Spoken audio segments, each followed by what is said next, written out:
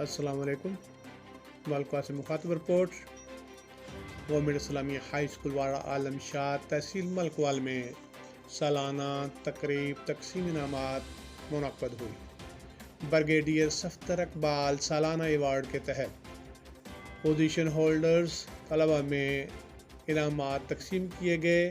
مہمان خصوصی ندیم صفدر گوندل نے نقد انعامات اور شیلڈز تقسیم کی۔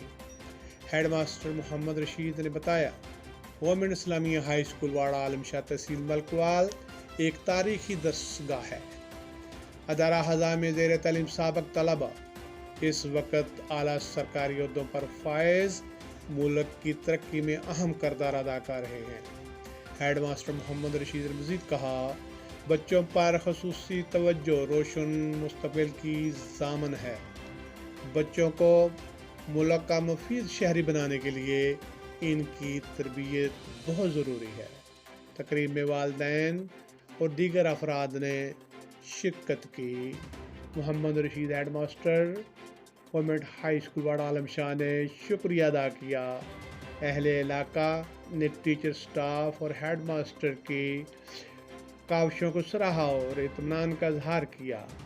والدین اور ٹیچرز کی خصوصی توجہ سے ہی بچوں کا مستقبل روشن ہو سکتا ہے۔